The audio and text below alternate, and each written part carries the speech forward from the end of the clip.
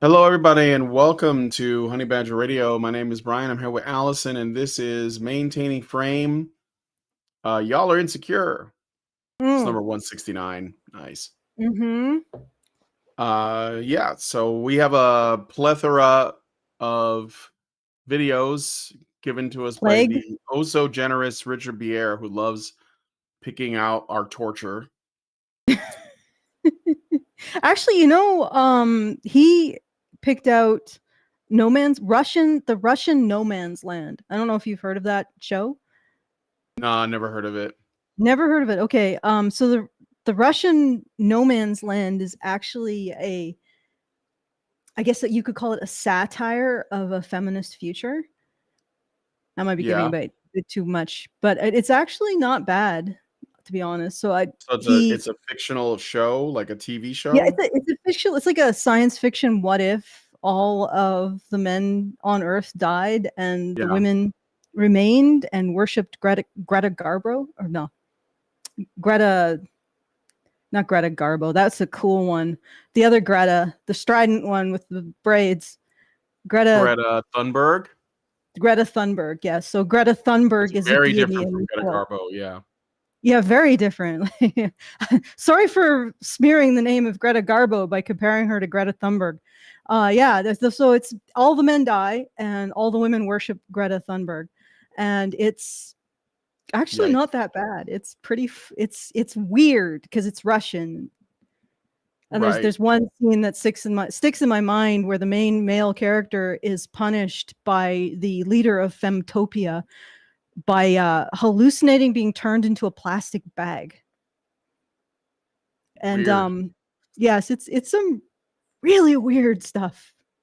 But it's not what it actually subverted my expectations. And we're going to be doing like a review of it on the Gender Addict channel this evening, me and the writers. So Richard Bier, sometimes he attempts to give us cringe and he fails.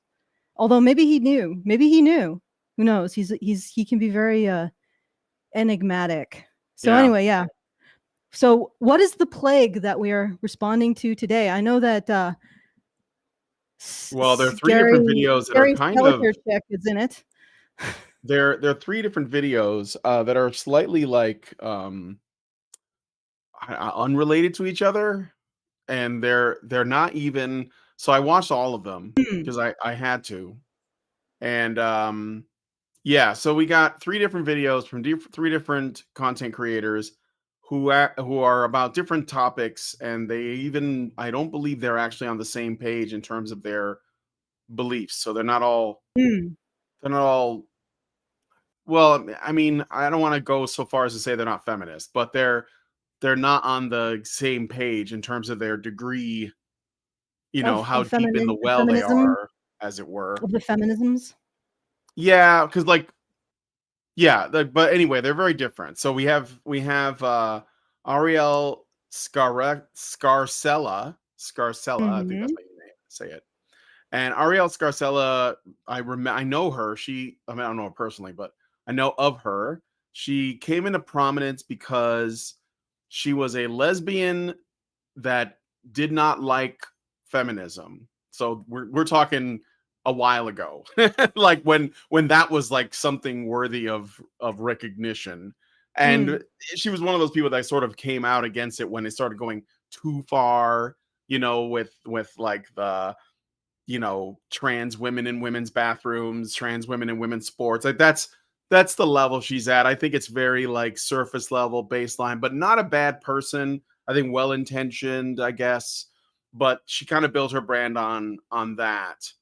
And she is making a video called "Woke Feminism's Path to Destruction," and so she's reacting to these like kind of, I guess, anti-male, you could say, straight up misandrous TikTok videos and Mm. shorts and stuff.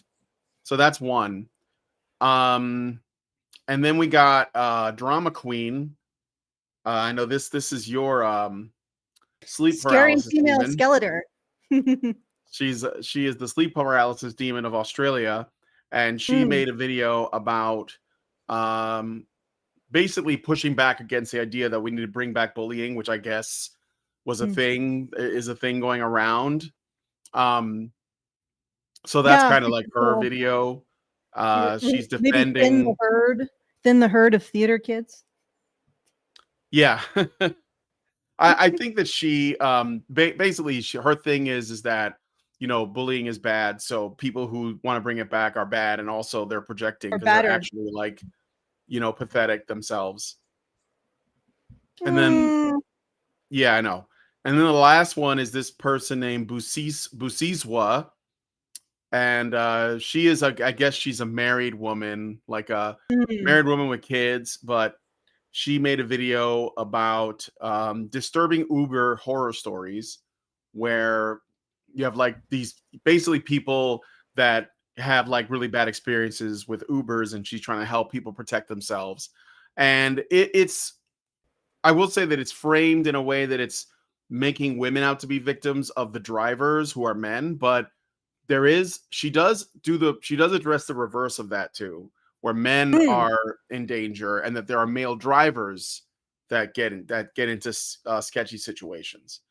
So I think it's actually more fair than I thought it was going to be. So Okay. those are the 3 videos we're looking at. Yeah, and hopefully we'll get through them all, because I see that Void Cat is quiescent. She's in a state of stillness. I can see her in my peripheral vision. She's curled up on the floor. She's listening though, because her ears are orientated towards me. So there may be a visitation, but for now, I want to remind everyone, if you want to send a comment, and please do so at feedthebadger.com/justthetip. I was about to offer to throw Void Cat a treat, but maybe not. She might have been the beneficiary of too many treats. Yeah. But feedthebadger.com/justthetip to send us a comment. Very best way to send us a comment, because you don't put it through comment enhancement system by YouTube, and we get the full benefit of whatever funds you send. So once again, that's feedthebadger.com/justthetip. Don't have the monthly fundraiser live yet, but it should be here shortly. When it's available, it will be at feedthebadger.com/support. So if you want to support the content and the creation of this content, go there, feedthebadger.com/support. And I'll remind everyone that we are going to be doing a meetup September 13th. I'm forgetting my words. That's why there's long pauses. Meetup September 13th, Calgary, Alberta, Canada. If you're interested in attending, please go to feedthebadger.com/events. That's feedthebadger.com/events. The deadline for reserving a hotel room is this Friday, so August the 8th, for the September 13th meetup. After that point, we don't know if you'll be able to reserve a hotel room, because our booking block will be released. So you have till this Friday to get those reservations in if you're interested, and you can find more information on that at feedthebadger.com/events. Should all be in the low bar, including a link to our Discord community, where will get the most up-to-date happenings about the event, all in the low bar. So select whichever one you want and go to it. All right, Brian, with that out of the way, let's yeah, let's play some of this. Yes, let's do it. It is a muffin that you... Oh, let me go back a little bit. Cooter Muffins are my husband's favorite breakfast, and if you don't know what that is, it is a muffin that you put your discharge in from your cooter. I'm a lesbian, and even I'm disgusted by modern day feminism. If you're not subscribed yet, make sure to do that now, because I am about to go the fuck off. What the fuck? No! That's really going out of the gate like 120 miles an hour there, Brian. What, like what she did? Yeah, like I don't even know if my stomach can be turned any more than it just was turned. Your stomach? Yes. By the Cooter Biscuits? Well, I don't know if she is making those because there's some kind of fetish, or because she's secretly doing it to piss off her husband, or what. But all I know is it's a thing that happens, and that it's disgusting. Yes. Anyway. Yep. People uglifying themselves to seem unattractive to men. Woke feminists calling the new Sydney Sweeney advertisement for American Eagle an ad for eugenics. Did American Eagle just run an ad for eugenics? And queer activists simping for countries that treat women like shit is just the tip of the horrible feminist iceberg. That is also deeply affecting men's mental health. Over the years, we've seen feminism go from women wanting equal rights to claiming women and men are equal, which we know is not true. We've seen it go from actual body positivity to body negativity, actual women's empowerment, to leftists standing for Islamic cultures that cover up women from head to toe, even kids. See, this is what I'm saying. This is like the level she's operating at. So, Trans I think shit has well-meaning, gone but too far. what? Well, she's basically at the trans has gone too far. Well, she's making a distinction. She's saying woke feminism is the problem, guys. So that's kind of like the start. She's like, well, they started off just wanting equal rights, and then it went off the rails. Yeah, the terrorists in the 785,000 subscribers. Oh. This is like, if we wanted to be big, this is the level we would be operating at. Hey, don't you think things have gone a little bit crazy? What? It's weird. It started off fine. Yeah, the 5 feet before we fell off the cliff, that was okay. Yeah. We were going in the direction of going over the cliff, but the 5 feet before we fell off the cliff, those were the good times. Am I right? Oh. Yeah. Anyway, I like I said, she's having fun, but. And of course, now we have Cooter Muffins. But just wait, because it gets way worse. And it catches any discharge that comes out, and I just go ahead and put that in the fridge. And that's actually what this bowl here is. It's a, I do mix it with some powdered sugar so it tastes good, but that's discharge and powdered sugar. And I put it in the fridge, and it kind of thickens up over time. And I make a bunch of... Why? Like, why? Why Do you think that you just like birth loaves from your cooch? And that it makes your bread better or whatever it is you're making? Like, why? This is disgusting. Why? This is really disgusting. Yeah. baked goods with. What? I'm gonna try to make it like, I mean, there is a particular there's only really one bacteria from that particular area of the body. But on the other hand, you could probably get a culture of it from any yeast based hobby craft production store. You don't have to take it a culture off yourself. It's a little weird. Okay. All right. With it because it just adds like this little bit of a sour flavor, and I know everybody tastes different. Okay, no, girl. What? What? No.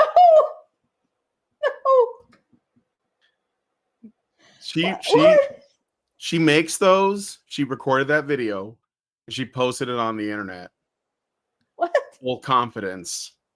Probably got a lot of supportive comments. I'd be curious if you could find the original and see what people are saying, because I bet there's a lot of support, a lot of gaslighting from women. Someone needs to culture their athlete's foot into a baked good.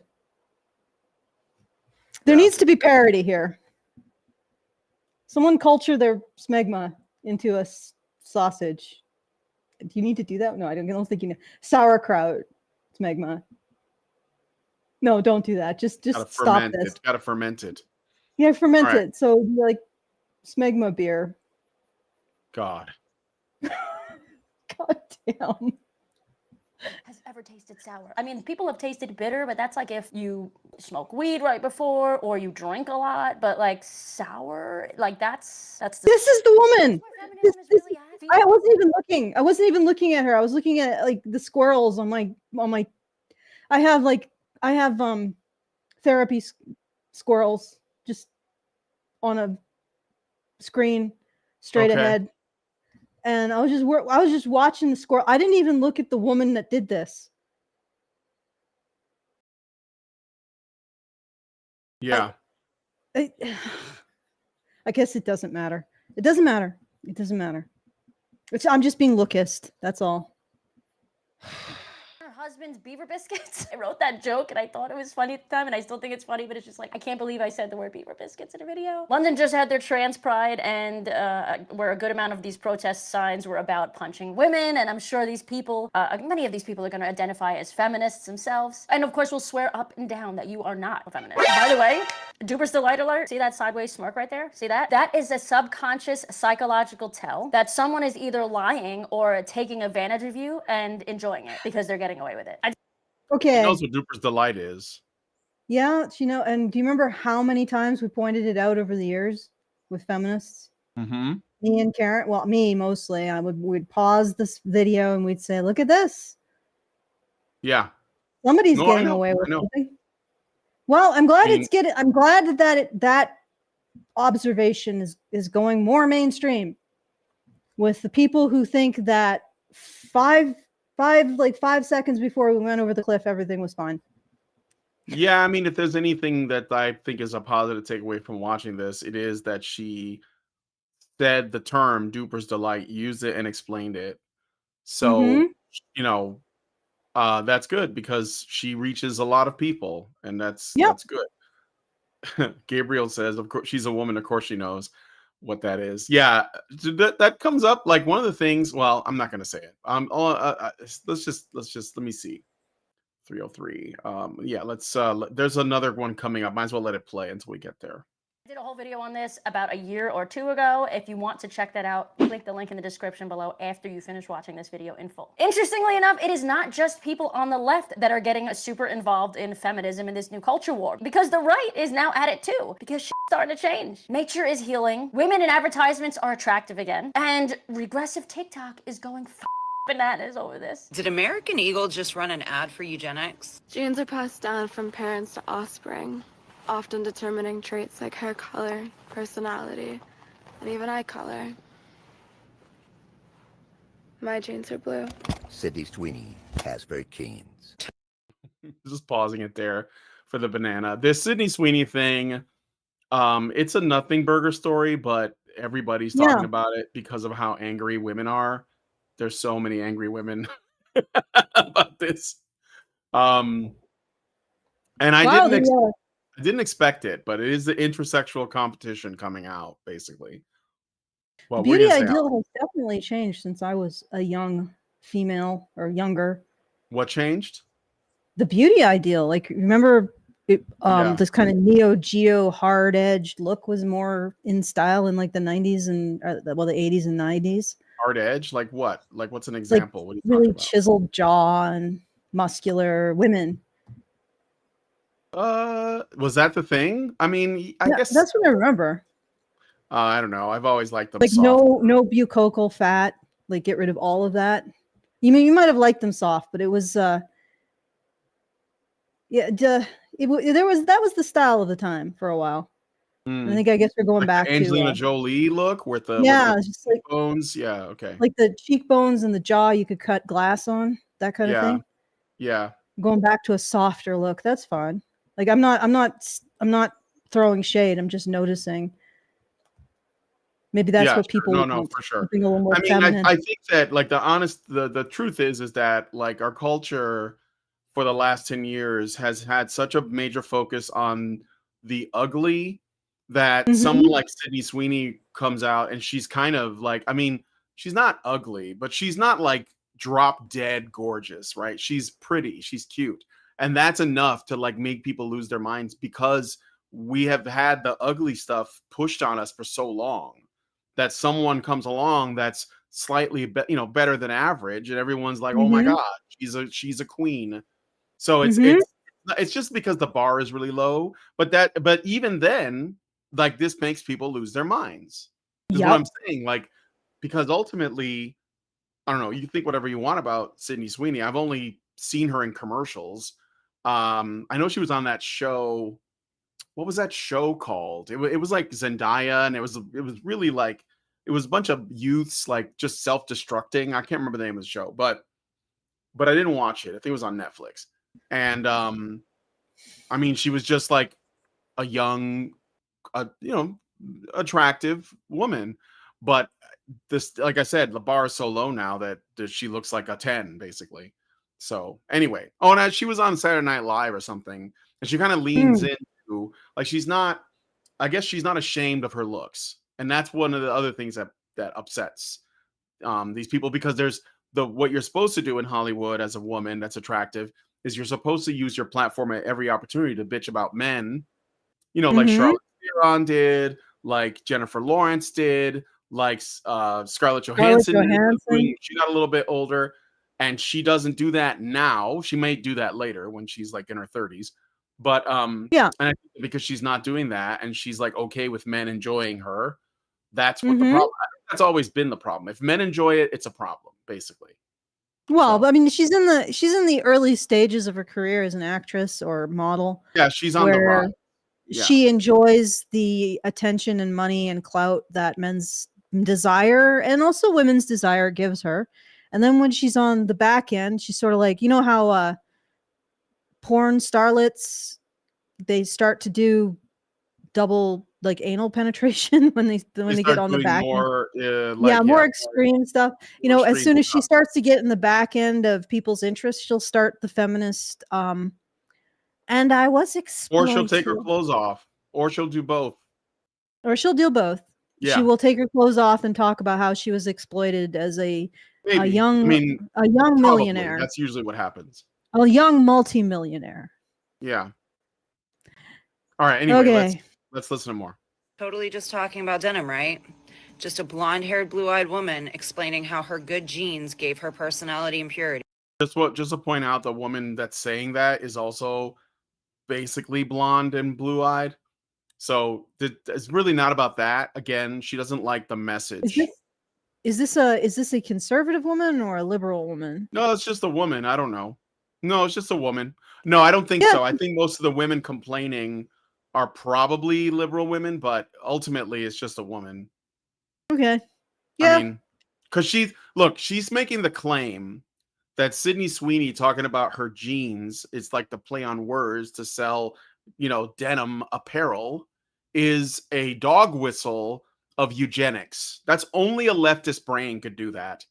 That's not like, even if somebody claims to be right wing, if they read into that like that, that's leftist brain. You got Hitler on the brain all the time. That's what you're doing. You find everything that you can and you equate it to eugenics, which, by the way, isn't necessarily bad or good. It just is. Like women, when they sexually select for their children, practice eugenics. Women, when they get abortions, are practicing eugenics. When they do it because the kid might turn out to have Down syndrome, or they might turn out to have autism, or there's some other defect. Well, I'm going to kill it off. Like, that's eugenics. That's all it is. It's not this thing they imagine in their head where, there's like this purity and, it's got to be like this. No, it's when women sexually select, they're practicing eugenics. That's all it is. It's not a bad thing on its own. So anyway. I mean, are we really going to pretend that this isn't a little fashy coded? Look, I'm not saying that Sydney Sweeney personally wrote this ad to revive the Third Reich, but American Eagle absolutely knew what they were doing here. You don't get to drop lines about inherited traits, blue eyes, and great genes while zooming in on somebody that could have walked straight off of a Nazi propaganda poster and expect people not to catch that reference. Yeah, and just like that, Sydney Sweeney is pro-eugenics. And of course, working with a company called American Eagle means you're a Nazi, terrorist, bigot, fascist, or something. Okay. Okay, yeah, yeah, this is some weird. The Americans fight the Nazis in World War II. I'm pretty sure. I know I'm gonna brush up on my history, but I think the Americans were fighting against the Axis powers in that. Yeah, but no, I actually had this conversation with because I shared the "Don't Tread on Me" flag, and this was before Elon took over Twitter, so there was rabid mobs of anti-fash all over the place, attacking anybody who shared anything. And I said, well, they also shared the American flag. And I actually got one of these Antifas to get into a loop where they can't answer a question. I said, okay, is the American flag fascist? And they wanted to say yes. Of course they did. They wanted to. But, or actually they had seriously implied it, but they wanted it to be understood in terms of its negative space. But they didn't want to make it clear that they were asserting that the American flag was fascist. So Yeah, they've been that's doing how this for a long time. they have to do it by implication, because if they actually make the claim, then they have to back it up, and they can't back it up, so they just suggest that it is. That's exactly what these women are doing when they say, "Oh my God, did you hear her say the word jeans?" So, like, there's a All right. saying, they take you literally, but not seriously. But even when they take you literally, they don't. They basically try to suggest something completely different from their interpretation of your literal words. So they take the literal thing and then they twist it into something new, and then they present it like you did that. You know? Yeah.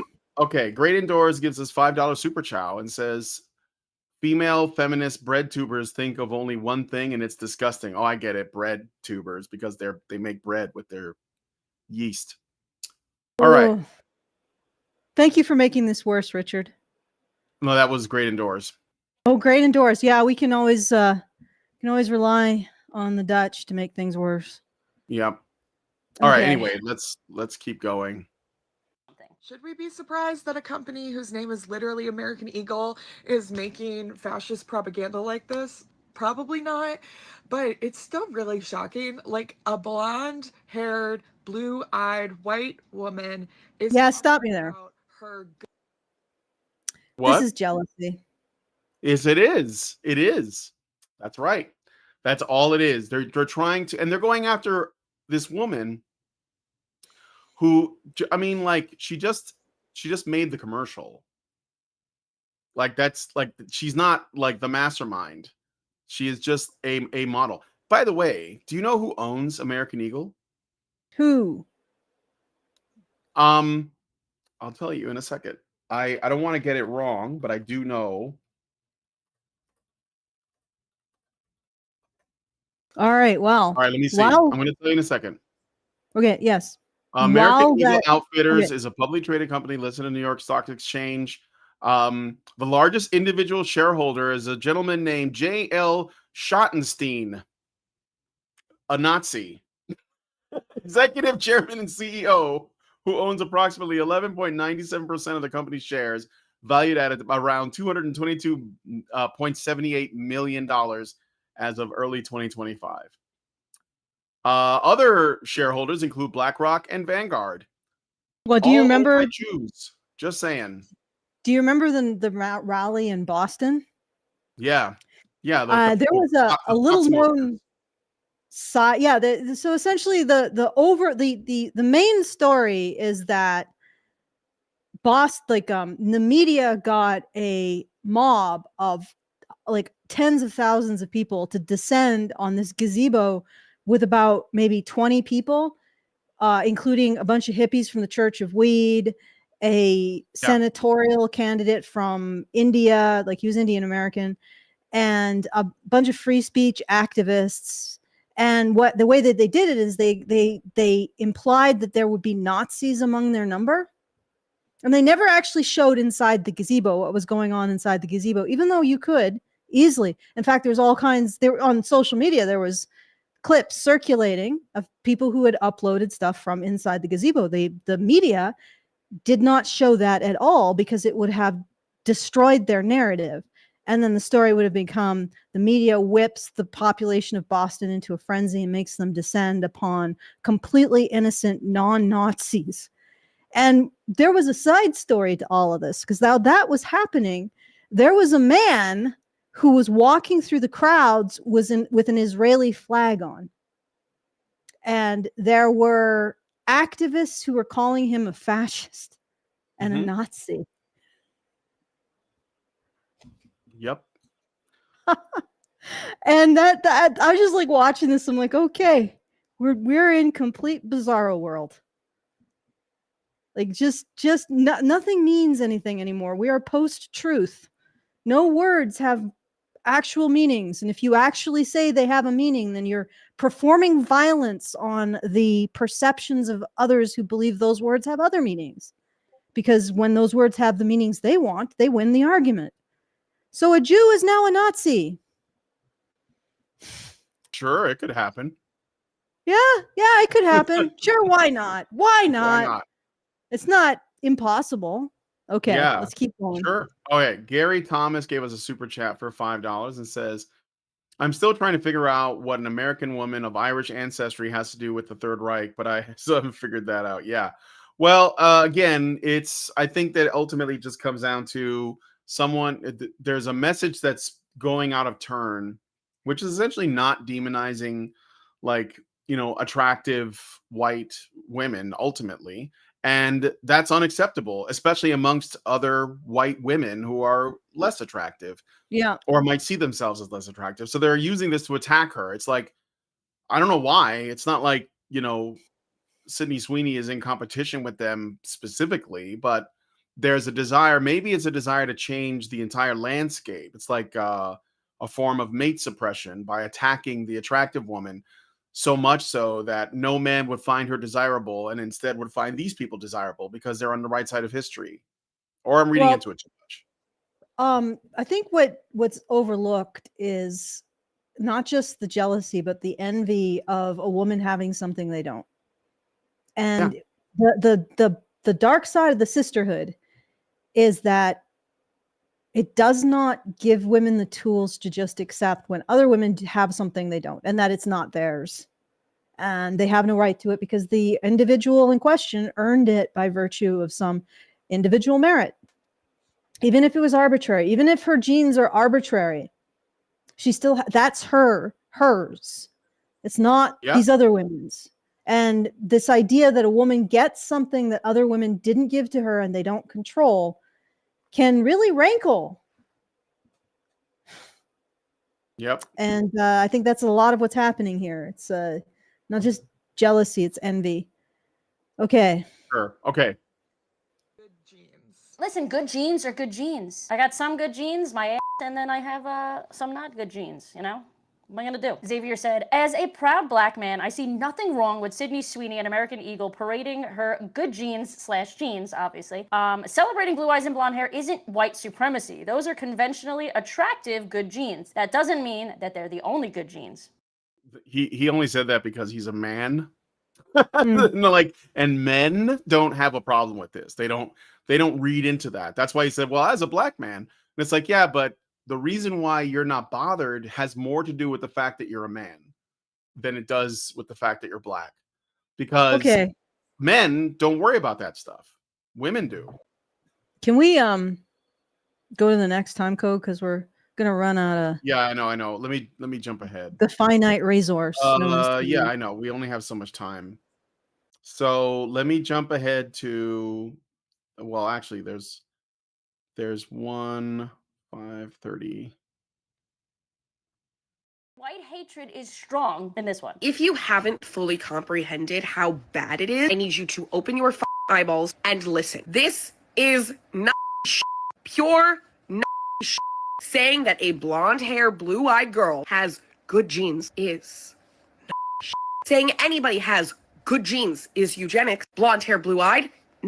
This pro-Americana bullshit talking about pure Americans having good genes. There it is. She said the quiet part out loud once again. They hate America. They hate the ideas of American values. They hate whiteness. And honestly, I don't know if this American Eagle Sydney Sweeney ad is a response to all this anti-whiteness and anti-American. But they're using it to attack men, though. So I'm going to jump ahead to this bit where this woman, she is like, good Lord. This thing crawled out of like the 666th layer of the abyss to give her take. I will no longer be associating with any white males of any kind. It does not matter if liberal or conservative.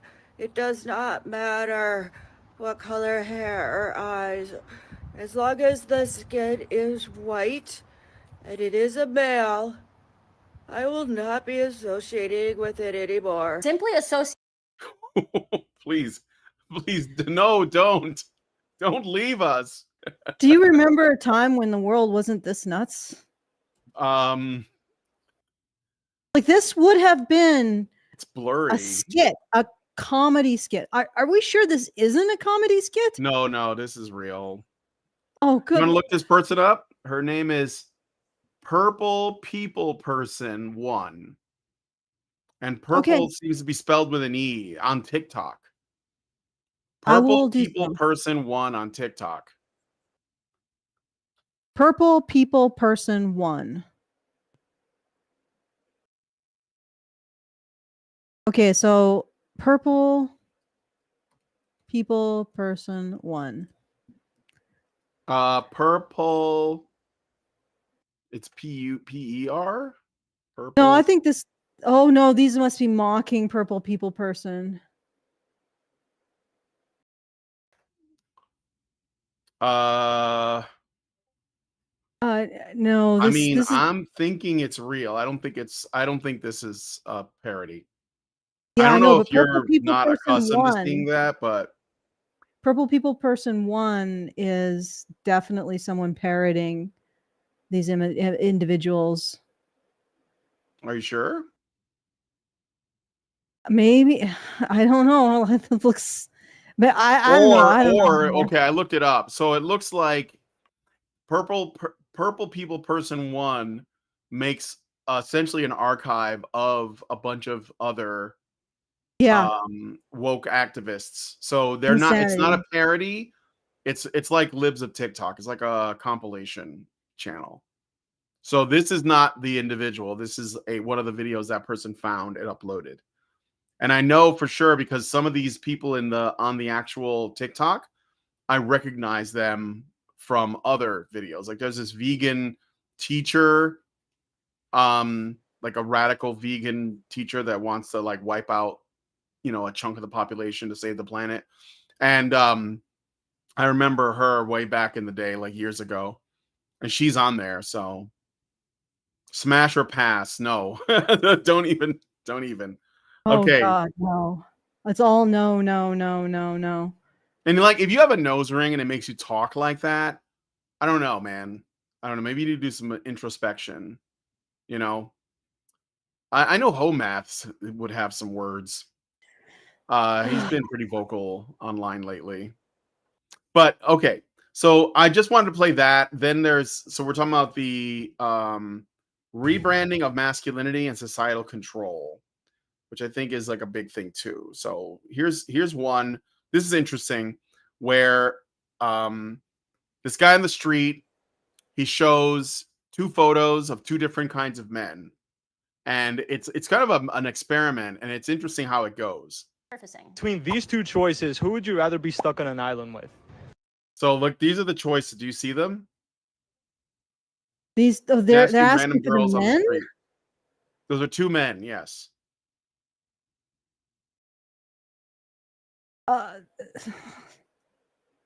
Okay. All right. Can you Let's see it? hear it. Let's hear it. Yeah, All I right. can see it. I'm gonna be honest. I'm gonna say number one. Okay. Why do you say that? He just seems like he's very intelligent, very smart. He seems like he would know how to, like, make shelter, hunt for food, make sure you're surviving. Number two, he just looks like he's just gonna get in your pants the whole time. Who do you think most people would pick? Actually, I was gonna say number one, but maybe number two, only because like people really, they take looks as like their first consideration when they do see someone. I would be stuck on the island with the first guy. Okay. Why would you say that? He just looks a little more safe than the other guy, and the other guy has the Trump shirt, and I don't trust people with Trump shirts on. And the number one looks a lot nicer than number two. I picked this guy because you got a cookie, though. I'm picking number two. But it depends if you want food or brains. Again, it's the black girls that are always the most based. Nobody is. So Well, they don't have anything. It was a trick, right? Because there was what I thought was interesting about this was I think that obviously he's like, these are not real people. He probably used AI to generate them, and the one on the left is basically like the male feminist archetype. He's got like what is that, like colored hair. Looks like he's probably a little overweight. He's got a cookie in his hand. And then the other guy is sort of like a stereotype of like the opposite of that. He's got a Trump shirt on, but other than that, he's like got a beard and he's kind of muscular. And so the Trump shirt is the actual. I think that's the thing that throws people off, because if he was just wearing a black shirt, and I would like to see if he would. I would do that. I would do one with just a black shirt to see, because I bet women would pick the guy on the right, because you know, because he looks like the kind of man that women are attracted to traditionally. But the shirt makes them change their programming because they're like, well, I can't support this, so I have to go with the other guy. And that's like women going against their own I don't know, like their own preferences to make a social point. Like, well, I got a camera on me and I'm going to be online, I'm being interviewed. Well, I got to give the right answer, not the answer I want, but what's the right answer in this scenario. And even when they said that and he said why, they gave an answer that didn't really make a lot of sense. Like, oh yeah, the guy with the cookie, he could build me a shelter. Well, you probably make any man do that anyway. But I don't know that that's true, you know, like, I don't know. So, yeah. Okay. All right. So Richard Bier gave us. Was there a conclusion to this, or? Well, there's one more time code, and then the other two don't have as much going on. So, okay. Richard Bier gave us $10. What? We went for the one with a lot going on. Yeah. I started with the one that had the most in it, the most meat. The Richard Bier gave us $10 and says, the way these people find hidden symbolism in the advertisement kind of reminds me of those book clubs that can overanalyze many popular books and find hidden symbolism in those works, such as analyzing the phrase, the curtains are blue, and coming up with some emotional description about the mental state of the observer when the author was talking about blue curtains. Yeah. I mean, I can do that with movies sometimes, but yeah, I get that. Okay. Anyway, so I want to jump ahead to one more where we're talking about men, darling. Let me see. I think it's like right here. They want us quiet, then we roar. Listen to this. This person nails it on X. The death of masculinity. Strength was never the threat, but strong men were. So masculinity was rebranded as toxic, fatherhood as optional, and leadership as oppression. Boys were medicated, men were silenced, and the world was told to celebrate their absence. A society without strong men is easier to steer. Masculinity had to be dismantled, not for equality, but for compliance. Wow. When protectors fall, predators thrive. And in the vacuum, the state becomes father, protector, and God. The average male testosterone and fertility rate keeps getting lower. Yes, of course, while I do believe in freedom and, you know, all that comes to do with our bodies as we please for the most part, we do have to ask ourselves why media and government was going along with this narrative for so long. You know this has to benefit them somehow, because we know it's not benefiting us. Pay close attention to who the media props up. People like Jordan Peterson, Joe Rogan, myself, Blair White, Candace Owens, we're all on because we challenge people to think for themselves. And that is not beneficial to the government or anyone in power. They want to. Well, if you think you're shit on. Well, yeah, I mean, those people you've heard of. So yeah, exactly.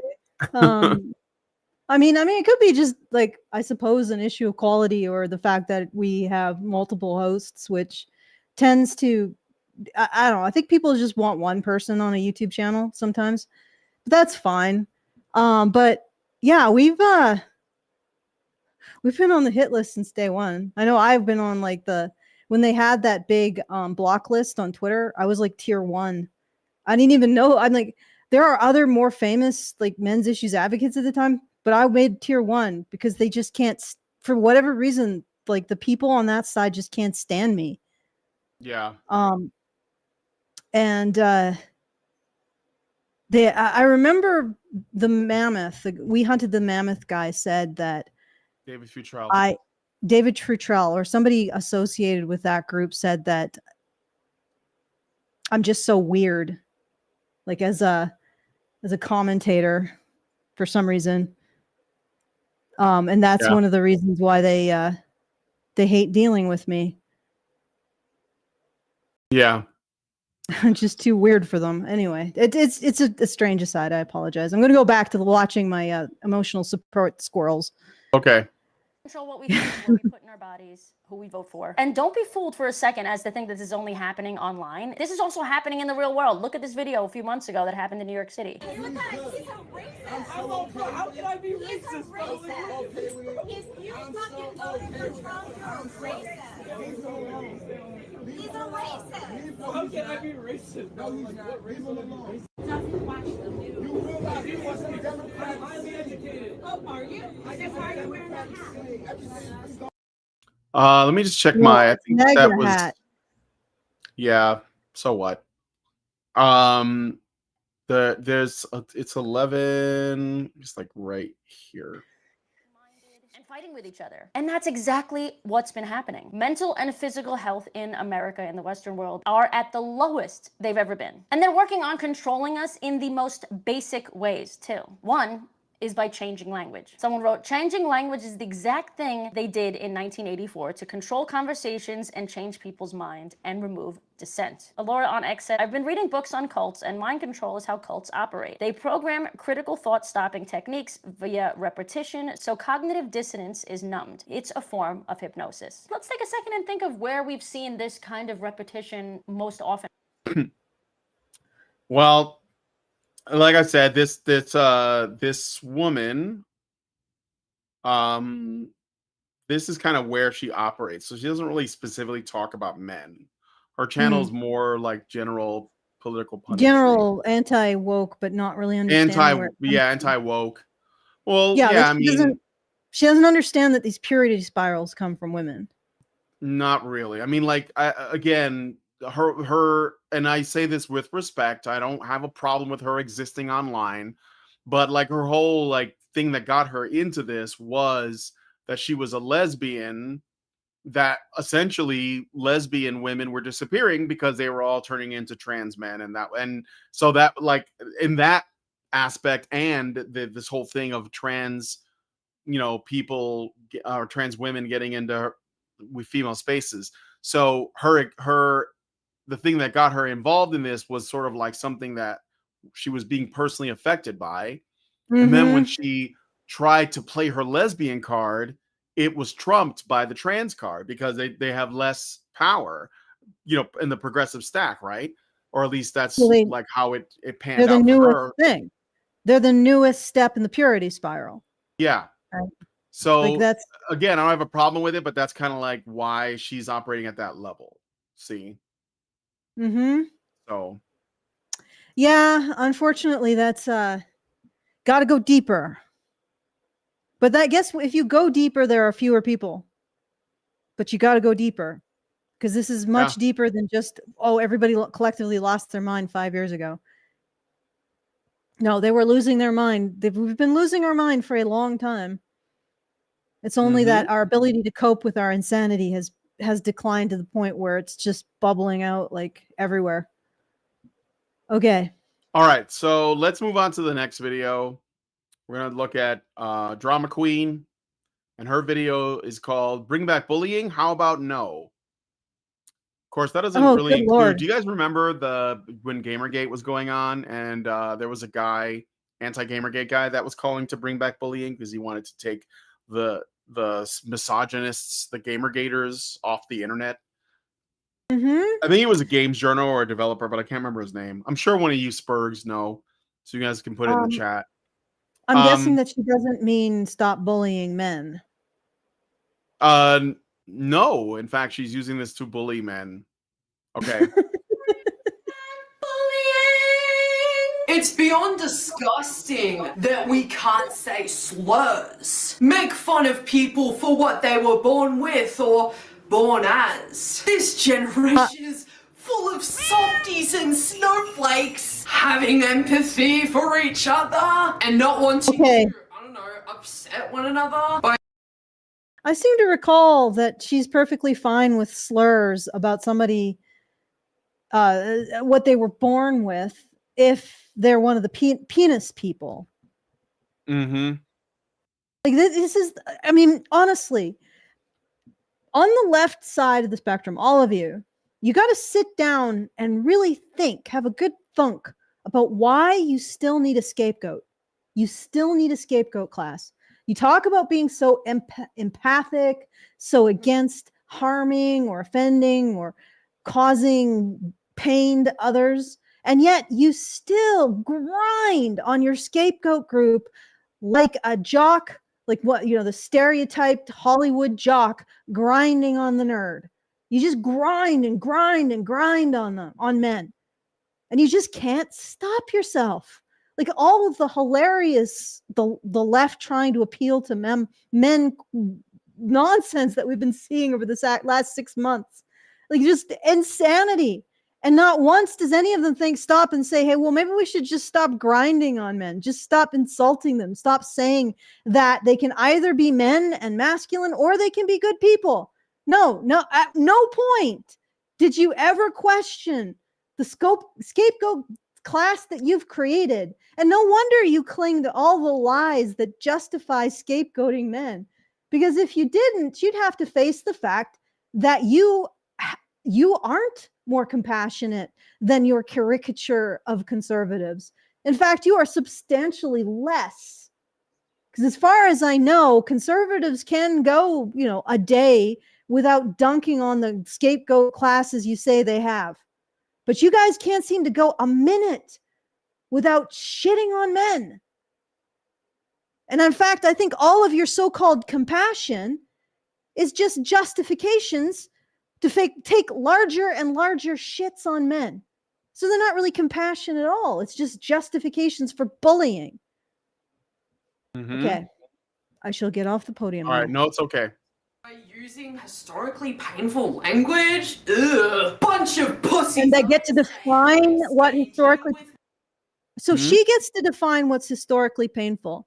So if somebody says, I don't like the term toxic masculinity because I think it derides my sexual identity.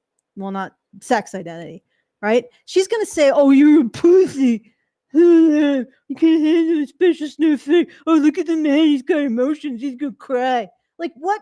Like, so she gets to rubber stamp, like all of the bullying on her side. And I'm just saying that this is not based on principle. This is based on the most crude gang ethics. She just wants to reserve violence for her side. And then to pretend like the violence of her side is justified, but the violence she's pretending on the other side is not. Like, this is a terminal threat narrative. That's all it is. I'm sorry, the left has no principles anymore. You're just a terminal threat narrative directed against men. Yep. Okay. All right, let's keep going. My lifelong trauma being made fun of for my appearance in which I cannot control. Bring back bullying. You are bullying. Bring back bullying. Bring back bullying. Bring back bullying. I'm literally a loser, and the only thing that I can think to do with my precious time is to bully other people. Bullying is a thing that has never quite gone away, and in fact only gotten worse over time. The internet is full of hatred and vicious, never-ending streams of picking on people. Me remembering something cringy I did. Let me see. Me at 2 a.m. remembering something cringy I did in 2020. Emo couple getting frisky in school. Just never-ending streams of picking on people. It could be as simple as seeing somebody dressed up in a fursuit on TikTok and suddenly people are calling for furries to dangle in the garage because, oh my god, my eyes, I'm literally feeling so cringed out right now. Wait, but like if you go on the internet in a fursuit, you invite, you're inviting bants. Like, okay, yes. Yes, I mean, you're not entitled to comfort. You're not entitled to that. Okay, can I just point something out? We've just seen a whole bunch of bullying of Sweeney. Right? What was her name? There is Sydney still. Sweeney. No, they're it's bullying not, it's Sydney not just Sweeney. bullying, Allison. It's stochastic terrorism because if I just say, dude, you're lame, you're dressed up like a purple wolf, that's not going to cause other people to look for your house and take you out because they're afraid you're going to, start an uprising of fascism. But when you call someone a Nazi, you're doing it in order to get some crazy person to do something about it. And this is something that has actually happened. So it's not just bullying when you call someone a Nazi or, that they're literally Hitler or whatever. It's stochastic terrorism. You're doing it because somebody, maybe not you, because why take responsibility? This is why, by the way, women do this more than men, where they say, well, somebody's got to do something about this. And they just look at the camera. Mm-hmm. Is somebody going to do something? Somebody's got to do something. You know what I mean? And then some simp somewhere says, "Oh, I think I'm going to do something. I could be the guy." This is not that. This is just saying, "Dude, that's gay." Okay. That's it. Like, no one's going to come to your house. You're not going to get doxxed, you know? There's So a difference between close. presenting something as cringe or embarrassing and presenting something as a threat.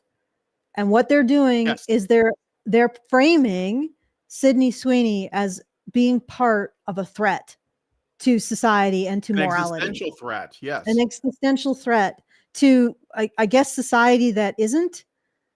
Oh, it's a really fat black squirrel. Aw. That the society that isn't American, but yet is within America. I don't know, because they're saying that she's an American patriot, which makes her a fascist, which is a threat to, but not America, because they want to eradicate America because it's fascist. So I don't know. It's a threat to the threat to the glorious intersectional pyramid. The threat to progress. You know, the glorious intersectional ziggurat. Let us all bow. Let us all bow before it. Okay. Mm-hmm. So yeah, anyway, I don't think it's the same, but you're right. Like they don't really have a problem with bullying. It's just they don't like the what is the saying? There is no such thing as bad tactics, only bad targets.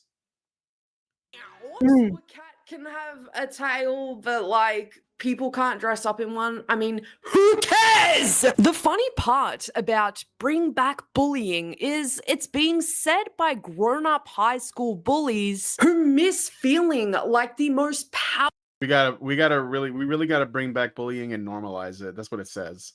This guy's in the gym. Powerful person in the room. School. Yeah, but what's his thesis? What? What's his thesis? Like, but the other thing is that, okay, so again, it's like you said, on the one hand, you talk about presenting certain activities and behaviors as cringe or embarrassing, you know, and the other hand, you present them as an existential threat. This might, you know, if you own it as a furry, you just laugh it off and be like, well, I'm doing my thing. Well, I mean, again, if you post pictures of yourself in a fursuit online, you have to know. Yeah. You know what I mean? Like you can't go into this under the assumption that what you're doing is well within the normal Overton window of expected behavior. You can take the fursuit out of it. You can be like, oh, I want to, like some guy wants to post himself in a gimp suit with a dog mask. He can do that if he wants to, but he is inviting people to comment if it's publicly displayed. If you are someone who gets like, you know, all kinds of crazy tattoos and your tongue is split and you put piercings all in your face and like weird eye contacts or whatever, or like tattoo your eyeballs, because I know people do that too, and you shave your head, you can do that. It's a free country, do whatever you want. But if you post it online, people might have comments. That's all I'm saying. People will have opinions. You know? Yeah, people will have opinions. They're allowed to have that. The other thing that occurs to me is that when people dress up like drama queen, and also do things like split their tongue and do all of this other stuff, aren't they actually rebelling against something because they know that they will cause offense in others? So if these people express the offense that you intended to cause, isn't it sort of like gaslighting or bullying to say, well, no, I intended to offend you, but you can't open your mouth. You keep that shut. They're inviting because like, well, if you do that, if you go like crazy, like scene or whatever this is that she's doing, and you like go all in to that and you try your hardest to be as against the norm as possible, then wouldn't that statement only make sense if there was a norm to push back against? And the only way you could measure how well you did that is by looking at people's reactions to it, because that's like what you're doing, right? Like there's if you get a mohawk, well, say when I grew up in the 80s, the mohawk was like really weird. So you never saw it. So when punk kids had mohawks, it would cause people to stare because you didn't see it very often. Even like a shaved head got attention back then. Yeah. These days, it doesn't mean anything, because the thing is that that's lost its novelty. Sting? Yeah, it doesn't mean it's like tattoos. Like if you knew somebody with a tattoo, it was like something to talk about. Oh man, my friend's got a tattoo. It's crazy. Now it doesn't mean anything. Like nobody, in fact, it annoys people. Like I think if you don't have tattoos, it's weird. You know? Like I think almost everybody has one. And so it's sort of like lost its lost its when I got whatever this the tattoo, unique, whatever you get out of getting one, you know? when I got this tattoo, it was in like 2007. And the woman who did the tattoo said, okay, well, you know that this is on your neck. So this is, you know, it's going to have a potential of, you know, you might have problems with it.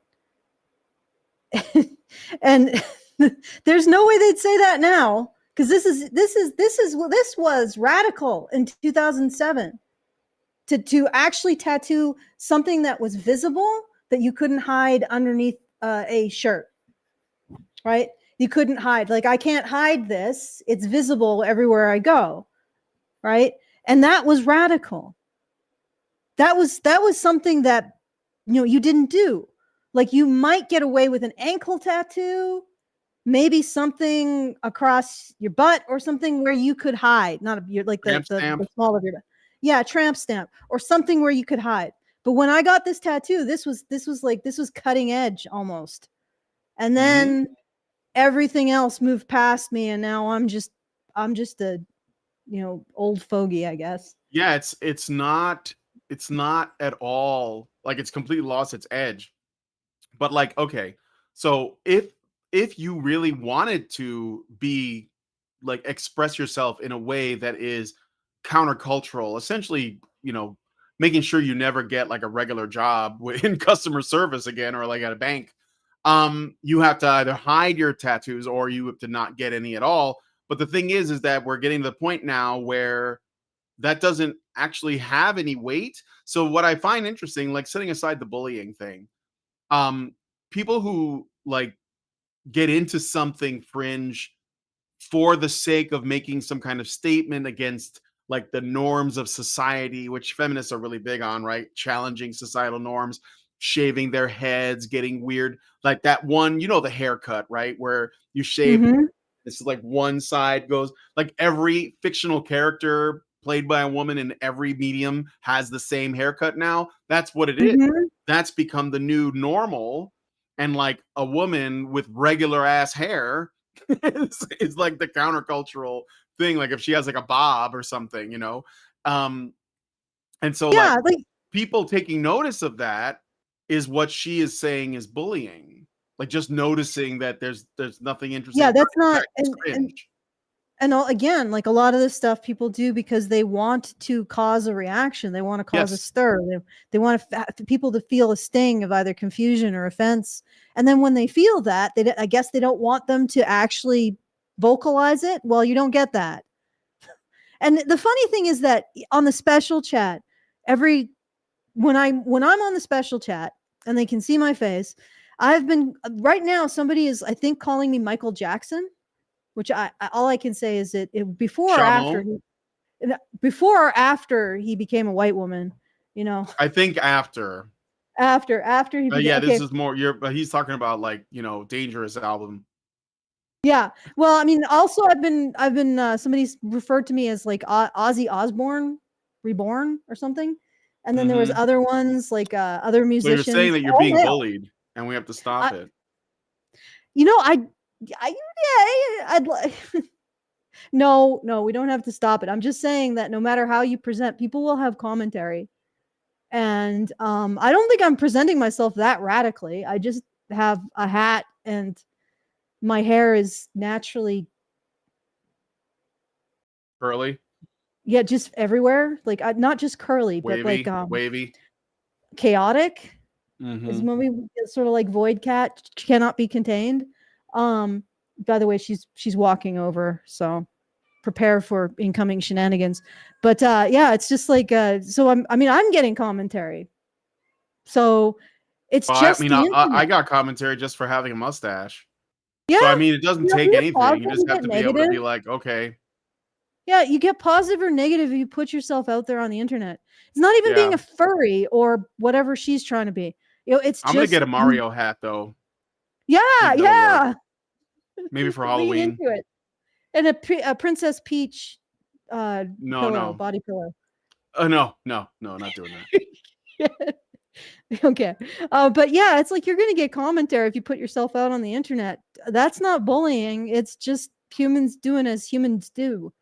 Like, but the thing is that what's really hurt me is when I've been framed as somebody who harasses women at a convention, or that we're putting on when we put on men's issues conferences, that we're putting on Nazi conferences, and these kinds of threat narratives that have it's gotten me kicked out of a convention, potentially being on the Homeland Department security list might have been a problem when I went at the border, and that may have been a contributing factor for the 5-year ban from the States. And this is these threat narratives directed at me have been the things that have really caused me harm. And I find it hilarious, but no, hilarious is not the word. I find it droll that women like this, who fling around bullying threat narratives like nobody's business, chooses to look at people just commenting on something that's cringy or embarrassing or weird or looks like something else as bullying. Well, it's certainly not bullying that's going to get people lynched, but your bullying will. Your bullying will get people harmed. Yep. So you're not in a position to judge. All right. So this one doesn't have a lot, but I think that most of what is decent is kind of early on, where she talks about the bullying thing. But let me jump ahead a bit. It's her merch. Okay, yeah, this guy. This guy is her poster child to tear down the ultimate bully. Pay attention to who he is. Notice though, by the way, when she talks about bullies, her examples are all men. So there's that too. Description box below. I have the solution to fixing the world's negativity problem right now. And I think that is to bring back bullying. Now, Yes, because negativity and even more negativity go so well together. I'm saying bullying, that's negative, right? She's awfully young. Huh? She's awfully young for bingo arms. Oops, bullying. What was that? I said she's awfully young for bingo arms. Oops. For bingo arms? Bullying. Yeah.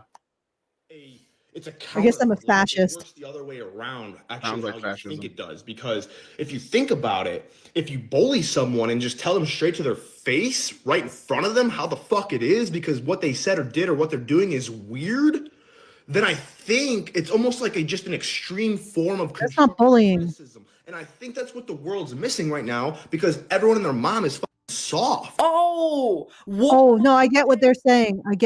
Oh, so she's going to bully him now. All right. Yeah, she is actually. Yeah, that's the irony of it all right. all. So go ahead. Well, I was going to say what he said too, or at least my interpretation of it, and perhaps you can correct me if I'm wrong, but he's saying people need to be honest about how people are presenting themselves makes them feel.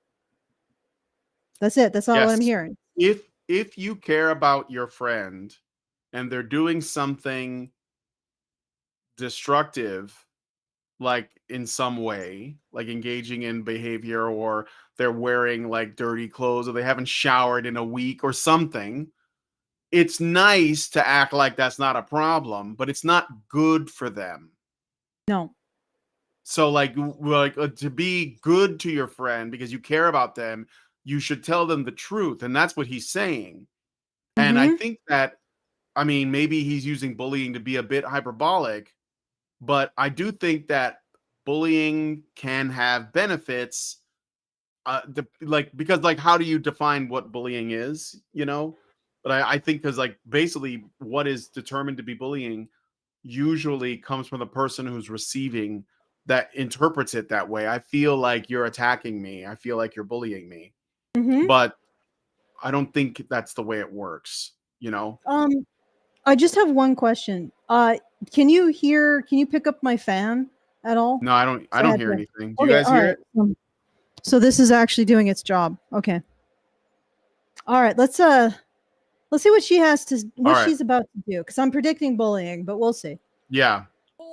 That's what this is. Softy snowflake pussies who don't really want to hear about how bad being gay is for the 100th time, or that their skin color is somehow problematic, or that they Wait, that guy didn't say anything about race or sexual orientation.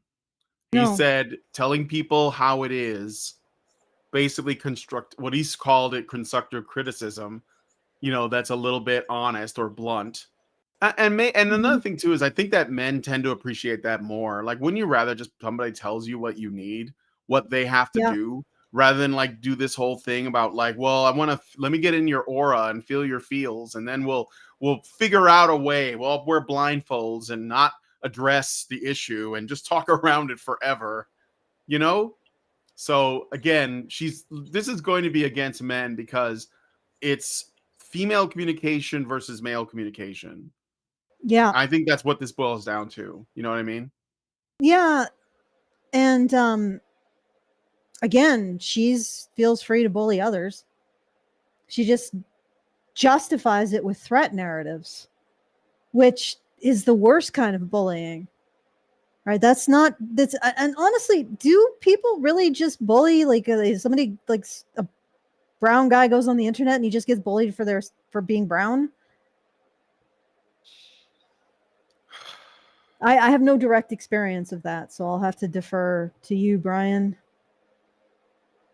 What was it again? Do brown men, when they go on the internet, get bullied just for being brown? Bullied. Well, I've had people come after me a couple times, but I mean, whatever. I don't care. It is like Well, when you they- know, like, so I don't. Yeah, no, it doesn't bother me, but it's not often because most of the time people don't know what you look like. But except on the stream. expect on the streams, but I don't get people coming after me for being brown on stream. I don't really care. I actually Yeah, and think that's a special I think to cat. come after me for my skin color is really low IQ behavior, actually, and it actually makes you look a lot worse than me. It's kind of sad, actually, and I'll pray for you. But anyway, All right. their choice in music or clothing is satanic, or that Bullying is putting well, I words mean, in like, someone if you were else's trying mouth. to wear satanic clothing and somebody says you're wearing satanic clothing, are you offended by that? Do you Yeah. care? Like, if you're doing satanic things and you're doing it because you think it's edgy and it'll upset the Christians, and then somebody says that's satanic, are you upset by that? Because that was the goal. Like, is it or Yeah. not? What are you doing? Own Yeah, it. that's my point earlier. Like a lot of people who engage in this stuff do so because they want to get noticed in a negative way, and then Well, they they want complain when they people get to, they want people to they want to get a reaction out of people. yeah, and then when people react, you're like, oh wow, that's no well, Bullying. you have an opinion on the thing that I did to force you to have an opinion. Like, okay. Yep. All right. Okay. hideous. Universe forbid people really don't want that kind of negative shit being put on them every fucking day. I have spoken very briefly about the incessant bullying that I have had to put up with since kinder. People would make fun of me for my underdeveloped body. Psst. I was only 11. 11-year-olds don't really have double D's. I am half blind. Well, she's talking about herself. So I guess she's claiming she was bullied for having an underdeveloped body at 11 years old. Was it by men, boys, or Yeah. girls? Because I'm guessing it was girls, and it probably was girls who hit puberty earlier, which means it was girls that didn't have a father in the home, most likely. So, because girls who grow up in a house without a father tend to hit puberty earlier. because their body is Mhm. telling them you need a man. So you're saying that girls that don't have a father in their home were bullying you, but they obviously were in worse shape. And you're using this experience as a pretense to attack men who are talking about being honest with their peers. Because generally, like, it's men, like, I think that when you have these conversations that could be interpreted as bullying, it's like within a peer group. So you all know each other, you're all friends. So if somebody says, hey man, you're my buddy and everything, but you should change socks once in a while, that's not bullying.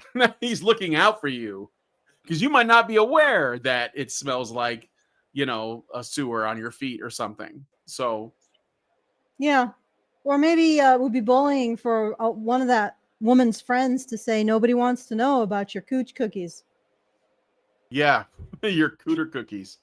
Okay. All right, let me jump ahead to the. Basically, bit. this entire video amounts to my bullying is good, your bullying is bad. Yeah, basically. And better about yourself. That's not going to be tolerated, where everyone should be able to say what they want to say.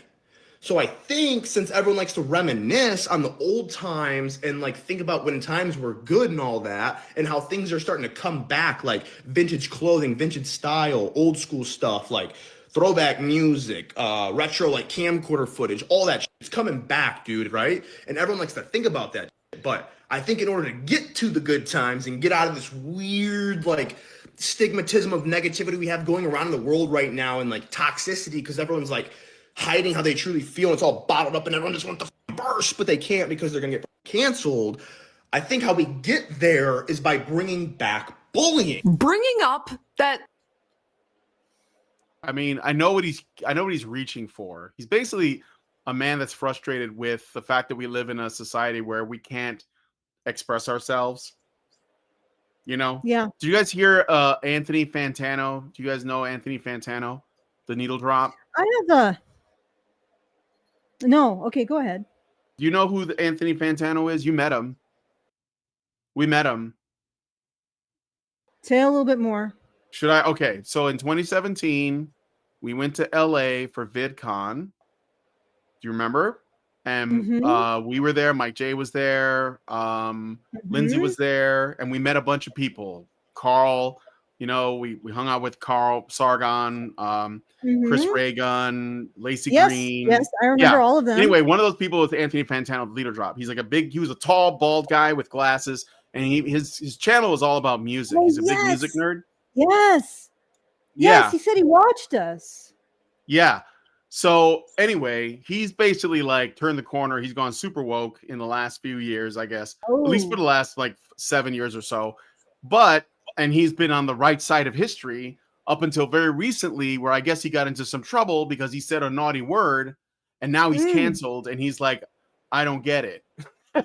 So like, and of course that it's understandable, because I think, again, like most people want to do the right thing. And I think he thought he was doing the right thing, but he's in bed with like scorpions that are going to sting him when they get a chance. And of course, he stepped out of line. He got stung, because at the end of the day, he's still a man, and he's on the wrong end of the, approved like opinion spectrum. And he's always behind the 8 ball. Yeah. So like, this is the thing that inevitably happens to people when you're traveling in these circles, because it's an ever shrinking black hole, a reverse black hole of exclusion that eventually gets to you. And so what this guy in the video is saying is he's trying to figure out, how do we get out of this? Like, he doesn't like this living in this way, which is like, well, yeah, you should just stop living that way. Like I did, just free yourself from it.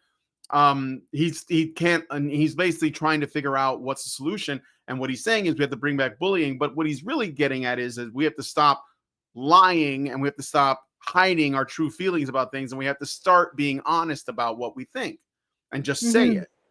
So that's, and that's what were you going to say? Well, what I was going to say, I'm actually a little bit like, there was a squirrel on the video. Sorry. So, yeah, I could contain, my brain could contain the squirrel and the things that you said, but the things that I said sort of disappeared. Oh, well, one thing that occurred to me was in the 80s, I got bullied for being so-called racist. That's Canadian and- bullying for you. No, it was in a conservative community, oil town in the way it worked is people in oil tend to be more conservative, and they moved out to a planned community in Saudi Arabia, and they did the work for Saudi Aramco. They were not oil barons, by the way, because I've heard this nonsense been spread around. Basically, they were geophysicists, physicists, programmers, administrators, geologists, and all that. And they moved out to Saudi Arabia to continue to work in these fields. And there was about 40,000 of us. It was a very conservative community because the oil patch tends to be very conservative. And I got bullied for being racist, or they just didn't like me, so they wanted they wanted an in, like this clique that I ran afoul of. And I don't even remember what it was that happened that made them say I was. But in the 80s, like I said, I was bullied for being racist in a conservative community, which I wasn't, by the way. It's a ridiculous accusation. But the reason why I bring it up is I want to point out that bullying like that happened back then. I'm guessing she's not going to say that that's wrong. And then the other thing I wanted to point out is that all of this bullying, that there's a whole bunch of bullying that he is actually responding to, which is bullying around forcing people to be silent using these purity spirals and these threat narratives. And I remember there's a couple things I wanted to bring up, but I remember talking to a comic book artist. I think he did the comic Rock, Paper, Shotgun. And he came over when I was doing a convention in Saskatoon, and he talked to me. And he said that he's less afraid of me than he is the people who he agrees with or supposedly agrees with on the woke side. And he said, I think that should probably tell me something. Of course, I don't think he ever followed that thought to its conclusion. These people are afraid of each other. What is that if not bullying? Because they know if they step out of line, they're going to be skewered. Is that not exactly what she's calling out? And yet she doesn't look at it in her own community, which is actually, frankly, worse than any other community, right? Because their bullying, again, is threat narrative bullying. It's the bullying that presents people as being criminal and thus justifies violence against them. It's the bullying of the lynch mob. And they aren't taking responsibility for it. So it's absolutely outrageous that she's trying to call out bullying when she's part of a community that engages in it. And then the final point I wanted to make was around my cat is Void Cat. What do you want? Figure out what you want. So we were watching No Man's Land, which was the Russian take on the feminist utopia. And what's really hilarious about this society that was supposedly this woman only perfect society is that there was like social prohibitions against competition. So you couldn't keep score during a volleyball game, but you could keep score when it came to whether or not you offended other people. Right? And yeah. It was like, so, all right. So you are actually bullying people with a score. You know, it's just not based on their merit. It's based on whether or not they're harming other people's so-called emotions, or that the other person can allege that their emotions are being harmed, therefore get you censored. And that is bullying. Like what she's advocating here, silencing people, making them feel stressed and uncomfortable, like they're always walking on eggshells, always in the position to be shunted out of the communities that they're part of. That is also bullying. And she doesn't say anything about it. And that's what this guy is referring to when he says bring back bullying. Ironically, it means bring back being able to talk. He just said it in not the stupidest. He said it in the most hyperbolic way possible, I think. Yeah, All right. I think so too. I think he's just, again, like, what's his audience? You know, I Yeah. think it's probably like dudes like him. So they just want to hear it the way it is, you know?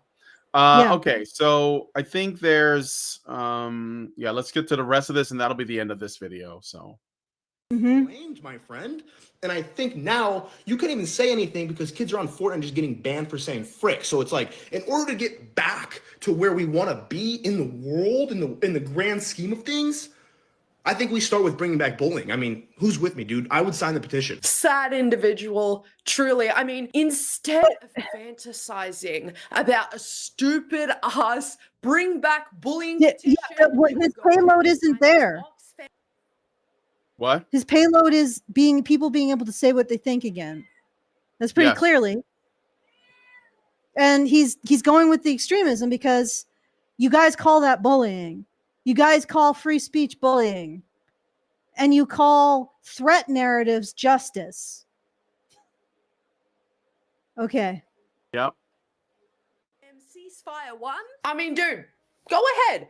You can say whatever the hell you want, but people have every right to bite back. But you don't want that, do you? Because you're not really about that shit.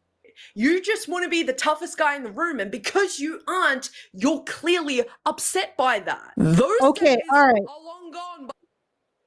So all right, so what she's essentially saying is you can exercise freedom of speech, but we should have the right to continue to inflict threat narratives on you that encourage violence against you.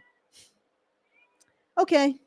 Yeah, not even not at all aware of what she is actually saying, because she's essentially saying you are not allowed, you don't have the right to bully, but we do, or like we will shame you for it. So like this can't be a conversation. It ends after we talk. We get the last word every time, I guess. And again, what he's saying is something that makes sense. And she also suggested that maybe he should sign a petition that like is more important. Again, this guy just made a video online. He doesn't write policy. he doesn't run the military. He's just a guy online giving an opinion about conversation, which I think is important because I think he's right. I think that if we can't talk, we can't think. That's why we talk. And if we can't talk earnestly, about what we care about, then we can't think earnestly. That's it. Yep. And this is what they want. They want us in a state of not being able to think.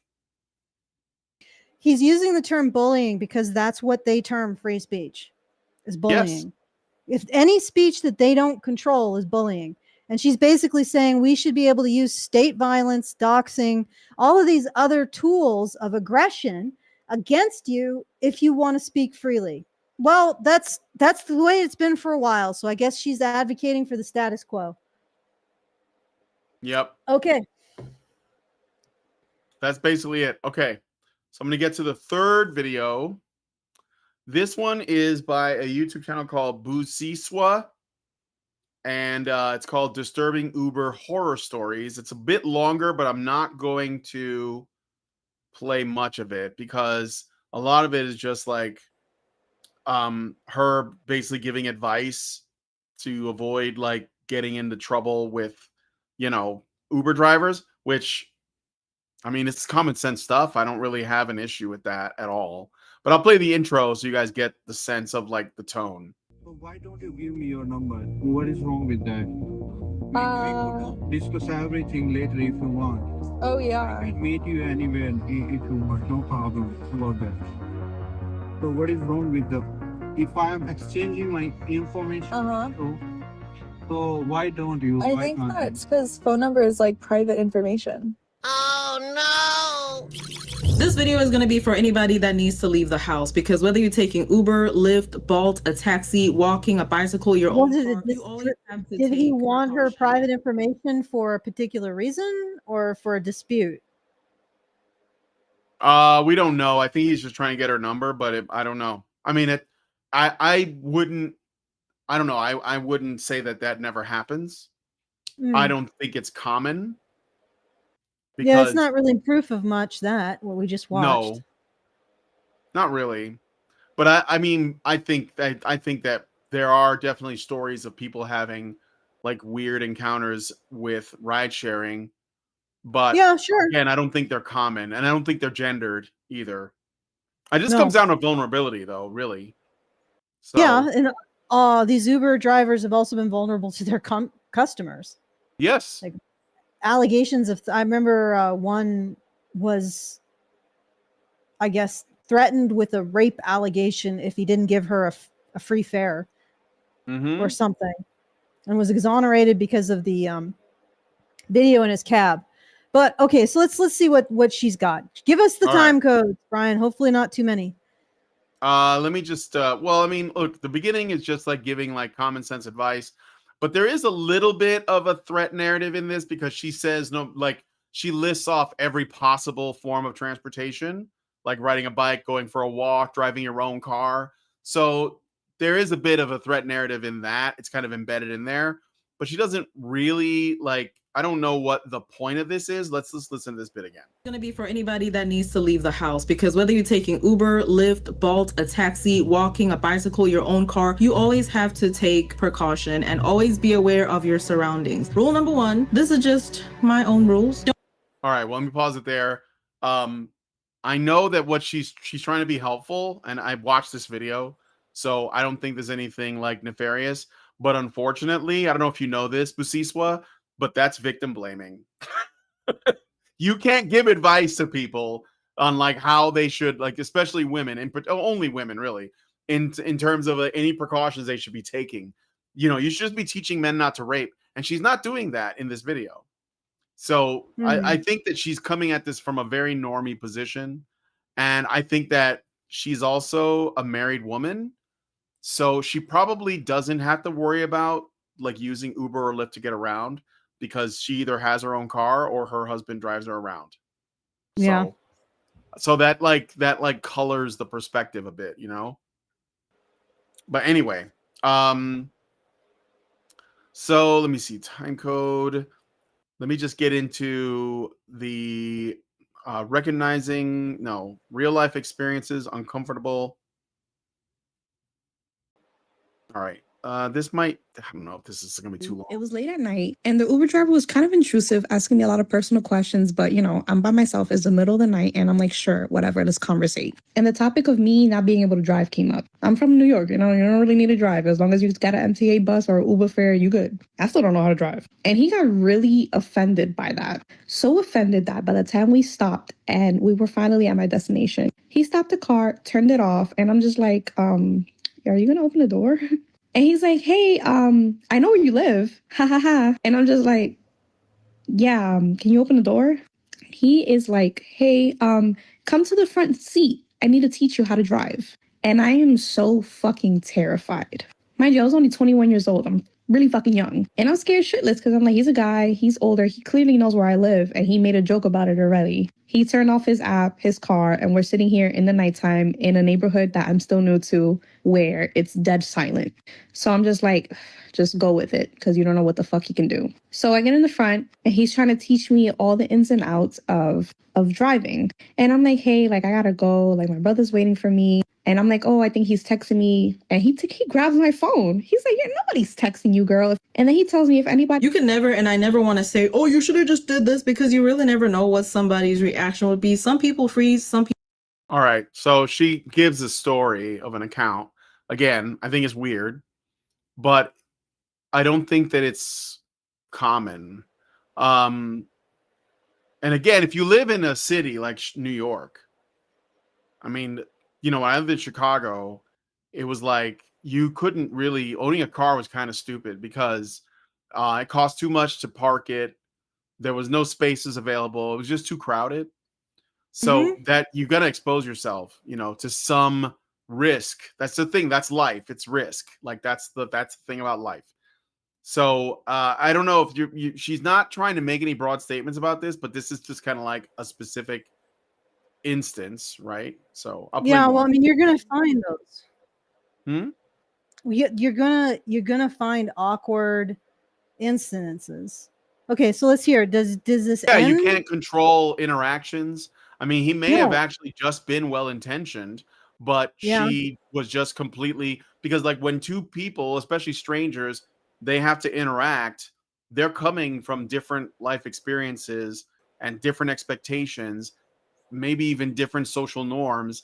and they're trying to Mhm. adapt that, especially in like multicultural cities, you know, where you have like people with completely different ideas of what a normal human interaction looks What like. was the final thing that happened? She left. I think she told him she had a boyfriend or something, and then he like got the message and left. Or something. Let me see. I'll just go to right here. Terrifying. Little did he know probably that I was just scared for my life. Like I just did what he said. I tried to play cool. I You know, tried she said little did he know. So like she's saying she was terrified and he didn't know that, according to her. And I could Okay, see this is that. ridiculous. So yeah. If he wanted to do anything, he would have driven you to a isolated location, There wouldn't have been not nothing your you could do house. about it. And there would have been nothing you. Okay, all right. He was a pushy guy who apparently thought he was doing something beneficial to you. Like, I think you need some iron, though. Those raccoon eyes are pretty severe. But either that or you got some allergies to like lactose or something. But regardless of that, sorry, my squirrely mind. Yeah, if he wanted to do anything to you, he would have driven you to an isolated region and then did it. Mhm. He wouldn't have taken you to your house and then given you riding lessons. Just tell him, I'm not interested in this. I'm leaving now. You're wasting my time. And incidentally, I'm going to invoice you for whatever time you waste. Clock's ticking. I make more than you. All right, I jumped ahead a little bit. So this is I'm not gonna play the story, but this Asian woman here basically says that she was almost trafficked by a guy in New York City. So we have to take her at her word or not. That's all we have, but that's her story. I'm just gonna get to her reaction to it. Be very well around of your surroundings and just be careful, everyone. One person commented, "Girl, this happened to me, but I didn't realize until Lyft messaged me being like, we see you're off course. Are you okay?" This story is honestly probably one of more than I possibly could count, unfortunately. If anything, when I have taken Uber or Lyft, which I honestly take Lyft more than Uber, when I do, very rarely, I'm always on the app looking at the directions and looking at my Uber or Lyft driver. Constantly, no music, nothing. I'm trying to make sure that I get from point A to point B with no disturbances, as well as share my location and everything else that I've mentioned. Another tip I have, if you absolutely must listen to something on your rides and the Uber and stuff, do not wear closed earbuds like these. Please and thank you. Make sure you have something like this. And once again, these are not sponsored. These are just my go-to. I'd recommend not having headsets out at all. I honestly wear them when I'm with my husband. And if I'm by myself, nothing, literally nothing. You hear everything as well as your music all at the same time. So anyway, yeah, she's just giving some advice on that. Again, like not much you can go with that. I will jump to the only one that I thought was kind of cool was Okay, so she did highlight a male experience. So I do want to get to that. well, that's good. But I just want to point out, so the people who are controlling Lyft or Uber actually are aware of what's going on in these cars. They monitor So the drives. Yeah, I think they've gotten more advanced too. yeah, so I mean, it seems like there's a pretty minimal risk. Yeah, I think so. I mean, basically, like it's like anything though. Like Yeah, it's like got some risk. anything. Like there's danger and evil in the world. There's no avoiding it. Yeah. And I appreciate that she acknowledges that reality. Like, well, just be careful because, like it just makes way more sense to do that than what the feminist prescription usually is, which is what we have to do is we have to fix everybody else so that we're comfortable, which is impossible. It's an unattainable task. But for some reason, a lot of people still think it's viable to bring up. It's the don't teach women not to get raped, teach men not to rape. That stupid argument, because like men who intend to rape or people who intend to do that, they're not going to respond to you telling them that it's not good to do that. They don't care. Like, and what your only thing you're doing is you're attacking the people who have no interest in doing that with like all the crazy laws and limitations and you know what I mean? So at least she's not doing that. I think she's trying to be like genuinely helpful. And again, she does bring up a male experience, which is also pretty scary. Mm-hmm. No, I'm kidding. Obviously, you set up your times, but things that happen midnight and onwards are just never safe. So I accepted a ride at 12:03 a.m. Name was Chris. Pickup spot was outside this old bar downtown that usually clears out around 11. I pull up, nobody outside. I call the number linked to the account, no answer. I wait about 2 minutes. Right when I'm about to cancel, a guy comes around a corner, hoodie on, moving kind of slow. He gets in a back seat and says, "Thanks for waiting." Real low voice, but polite. I'm just pausing there. I'm starting to feel like this is going to be very intense. Yeah, yeah, for sure. Like yeah, pretty intense. So I start driving, nothing weird first, just silence. Then I notice the drop-off pin keeps changing on the map. First it said 10 minutes away. Then it jumped to a new location 18 minutes away. I figured he was updating the address. I asked him, "You changing the drop-off?" He says, "Yeah, just drive." So now I'm already uneasy. I glance at the mirror, he's texting. Hell, we're all uneasy. The screen, not even sideways. Like he's holding it flat on his lap. I turn a corner and all of a sudden this black car pulls out behind me. No lights on. Same car stays behind me through, I think, 4 turns. I call it out. "Yo, someone following you?" He goes quiet for a second, then says, "Nah, keep driving." Now I'm done. I fake a call on my phone and say, "Yeah, I just picked up that extra Uber package. I'm bringing it straight to the station." Soon as I said station, the dude goes, "Hey, actually, just let me out here. We were on some random side street." He gets out, slammed the door, and starts walking fast, not even looking back. The car behind me, it kept driving slow, then turned off down another street. I reported the ride, flagged it suspicious, and haven't heard anything back since. Now I watch every mirror, and I don't know. Maybe I won't drive past midnight. I think that was. Yeah, actually, that Maybe is not. okay. So what was the with the woman who thought she was being trafficked? Was it just a situation where the guy didn't know where he was going, or I think that she like did believe that. You want me to play that one? That's about like yeah, 2 sure, minutes. Okay, let me go back yeah. to it. Okay. Mathematics, you don't have to have a certain language. It is universal. Gives me like a 1-8, this like I still can like see his face. Like it's so scary. He literally goes, "Ah!" Like he like screams at me like some kind of like vampire. I don't even know. Like he just like goes, "Ah!" And I'm like, I'm sorry, it was very terrifying. what the hell? Like, oh my God. And then I literally like scramble. I'm like, oh my God, this is like the Miami traffic. I mean, oh my God. And I like literally unlock the door and like I get out of the cab. Like, and thank God there was like a little bit of traffic like getting into the tunnel because he was like moving like slow. So I was able to like jump out of the freaking cab.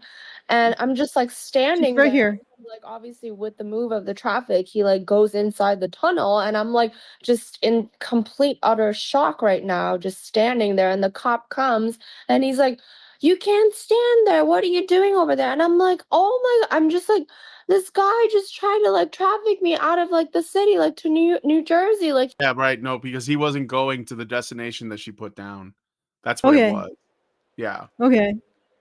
And then she got out of the car. So he didn't like put the child locks on, because that was one thing that she brings up, is that, you know, you should be able to just get out of the car. But there are, again, this doesn't happen often. And look, the thing about Uber and Lyft is that you're kind of like you're trusting those companies. And I think that they've stepped up their like I don't know what you would call it, but the way that they vet employees. Yeah. But it's not like taxis, you know. So yeah. Okay. I just find it interesting how different these stories are. Like this just almost seems comical the way that she's describing it. And then he turned around and like Nosferatu, he screeched at me. And I'm like, wow, okay. I'm sure she was terrified, but really, that's your potential kidnapper screeched at you like a vampire. Yeah. But didn't put the child locks on. I don't know. I find that the male story is so much more credible. I think it's just the way he tells it. It's just like, okay, this happened. I was thinking this guy's sketch. Well, he's the driver too, so like I don't Yeah, think he's he the gets driver. anything out of like making this claim. Yeah. I got a super chow from Richard Bier. He gives us $5 and says, "There's a doozy of a fight in the comment section. I think it's in the replies to the second comment." So the second comment is from Miss Sophie. I don't know if that's the one because they don't always appear in the same order depending on who's logged in. So is this the one? Oh, they're fighting about migrants. Is that what you want us to get into? Is that the poop you want us to touch? No, I don't think we want to get into the fight about migrants. In Germany? Yeah, I'm not sure if we want. Where did you? Who told you about the comments? Richard Bier, the guy who gave us the videos. Yeah, I know. You went into I'm not exactly sure if he intended us to go through this as a response because he wasn't clear. I do know that he got into an argument in the comments, but I don't think we need to go through that. I don't see his comments in this thread. Yeah. Unless he's got like another account. Yeah. I think that I'm not sure if we could tie it back to bullying. I think it's No. Yeah, I think the male taxi driver was a lot closer to something really bad happening. Yeah. Than either of the women. Well, he was involved in some kind of like drug trafficking thing. Like the guy drug was like trafficking merchandise. or a He was being drive-by. shadowed by like some kind of competitors. You know, it's like the plot of Collateral. You ever see Collateral? With, no, I Jamie haven't. Foxx and Tom Cruise. Oh, it's a good movie. I love that movie. It's great. Yeah. Tom Cruise plays the villain, which he doesn't do very often. Oh yes, Collateral. That's the one where he dies on a subway. Yes, that's the one. Yeah. Yes. Yeah, that's it's actually a movie about masculinity. You know, Michael Mann, the guy who directed it, he makes a lot of movies like that. It's a movie about well, I would say it's masculine framed for sure, which is probably why I like it. Yeah. Yeah. So, well, I just like the man's story was to me more believable and more scary. And it's interesting because I feel like women mistake imposition, like social imposition, for threat. That's not how it works. Like, nah. If he really wanted to do something to you, lady, he would have driven you to somewhere isolated. And as for the one who was kidnapped by Nosferatu, I don't know. But I mean, it could be true. It could be. And again, it wouldn't really say anything. Like he wasn't taking her where because she put down her address and she noticed that he wasn't going to that. She had her phone out and she was looking at where they were going. Yeah. So, Richard Bier gave us another super chow and says for $5, I remember hearing about a female passenger in an Uber in the El Paso area who shot her driver at highway speed because she saw signs on the highway indicating that Juarez, Mexico was ahead, and she assumed that she was being trafficked. After the car wrecked out, she called her boyfriend instead of calling 911. Yeah, I know. I remember that story too. That's more, again, like, I don't know. Was she drinking? Because like people call Uber when they're out drinking. But she saw signs on the highway indicating. Oh, good Lord! It made her think they were going to Mexico. Yeah. Normally, when you're driving towards the border, there's a lot of warnings. It's like, oh, here's another chance to do a U-turn. Here's another chance to do a U-turn. Because once you go through, right? Definitely more than the border to Canada. And she shot her driver at highway speed. Yeah. Like she's lucky she's alive. What a stupid thing to do. Yeah, I mean, I'm pro Second Amendment. There is, but I am concerned about women having guns. Yeah, but could you not just escalate? Like, couldn't you just be first go with, please please pull over and explain why we're going to, I can't even pronounce that. Well, she didn't want to give him a chance to she probably was Juarez, afraid that Mexico. she didn't know what he was going to do. Well, obviously she has a phone, right? Couldn't she tell if Juarez, Mexico was on the way to where she was going, or was like there was a sign indicating a I don't know. Because if there was a sign indicating that someplace in Mexico, right? Like it doesn't mean that he was going towards that, whatever the sign was indicating. You know, like it could have just been a sign, you know, pull off this way to Juarez, Mexico or something. But yeah, I don't know. It just seems, I don't know about the traffic signs in that area.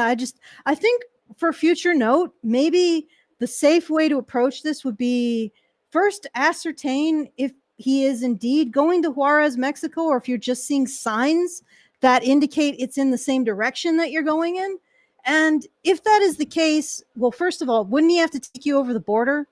Right? Do you think he's going to pull he's over? to get through the border. Yeah. Yeah. Or is he going to pull over and hand you to some reverse coyotes? Yeah. I don't know. But the other thing is, like, if that doesn't work and you ask him to pull over and he doesn't pull over, then maybe indicate you have a gun and then say, I would like you to pull over now. Why go right to shooting the man? Unless she did go through all of those steps, in which case still, like, maybe you could, I don't know. Maybe it was a no-win. Maybe he was like, he was completely, she said, please pull over. And he's like, no. No, and no like, habla inglés. Yeah, I got a gun. I can't, you know, what's listening to ranchero music cranked all the way up. You couldn't hear her. I don't speak English and I cannot see either, ma'am. Yeah. I'm also mute. I'm also mute. The only thing I know how to say is that I'm also mute. And that thing that explains why I can't say anything. Anyway. Okay, they hadn't even made it to the I-10 yet, and she was going to a casino from the airport. Chris Muzo, do you expect a trafficker to be reasonable? I expect a trafficker to care about his own life, Chorizo. Okay? Like, well, that guy wasn't a trafficker, obviously, so obviously he was a just a guy driving an Uber, doing a job. Not expected to get shot that day. Good Lord. Well, then that's his horror story. I was taking this woman to a casino in El Paso and she shot me because she saw the off-ramp to Juarez, Mexico. God damn. All right.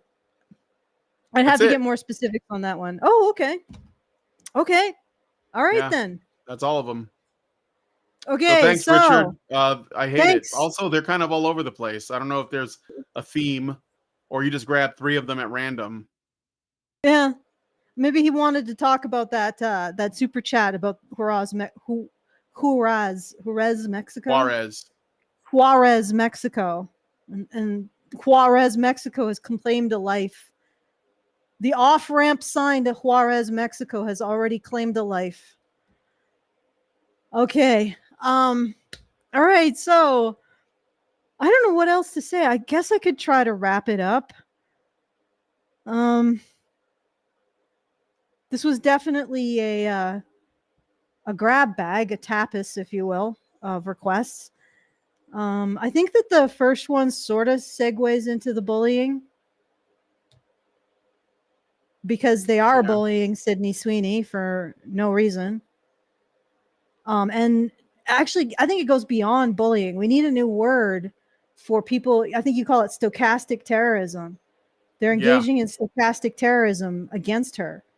They are, well, or the alternative way of framing it would be they're creating a lynch mob mentality around her. Like they're constructing a lynch mob to direct towards her with this narrative that she's criminal. And there's a big difference in power between saying someone is cringe and saying someone is criminal. Because when you say someone is criminal or you say a group of people is criminal, that justifies punishing them. Okay, that's really powerful language. And the original, like,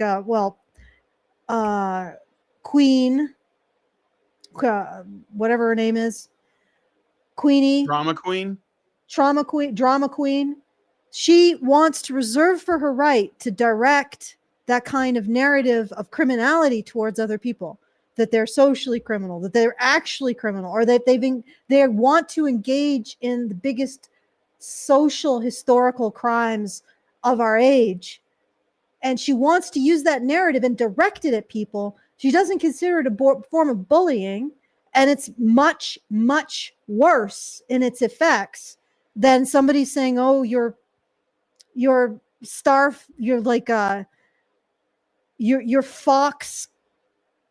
fursuit is cringe," right? That's not the same. These are not the same thing. That's not going to cause anybody to go and consider subject the furry to justified punishment up to and including lynching. But the whole, you're a fascist, you are an evil person from the worst evil of our era, you are a criminal, the stuff that she's wielding towards people, it does justify violence, right? So Yeah, that's she's the got purpose of it. she's got It's the no hope leg that to it will stand create on here. violence by proxy. It's the way women And do of course, violence. she is perfectly happy to direct bullying comments at men. Mm-hmm. Like there's no more. She has no moral basis for any of her assertions. Probably why the Bible says Can I show you something as a palate cleanser that I think is really funny? Sure. Let's see it. Okay, we're gonna end it with this. This is a video. I'm gonna turn off the scene switcher because I want the people in the vertical to see it too. So let's just play it. I'm just gonna play it. I saw a video of a woman who was running in a marathon, and when she looks over, she notices a friend of hers flew in from London to watch her finish. The friend flew in for like 24 hours, and she sees the friend and she immediately starts bawling. She's like crying and running, and you can tell she's like overjoyed that her friend would do such a thing. I think sometimes when men are questioning why women are choosing to be single. Hey, stop there. What did men do again? How are we involved in people running and a friend going to support a friend? What did men do again? How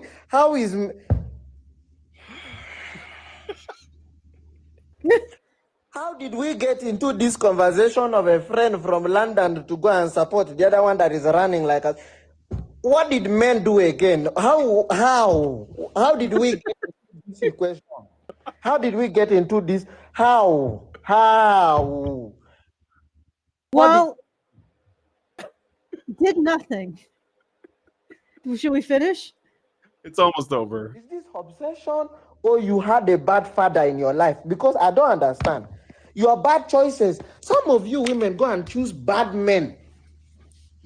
Some of you are being raised by bad fathers and you think every man is like that. Some of you choose very stupid men and you... But some of you are just feminists. People running. And now... To be quite honest, this is dignifying, I think, a lot of this crap. A lot of women who engage in this shit, they have perfectly fine fathers and have perfectly fine husbands. And they engage in it because they are petty bullies. This is just what it is. I know it is funny because it's like, how did this become about men? How did this become about scapegoating men? You get into this equation. I liked it, when how did this African get accent, it's like the cherry on top. How did you get shoehorned into this? How? Where? Like, why would you even bring up men in this?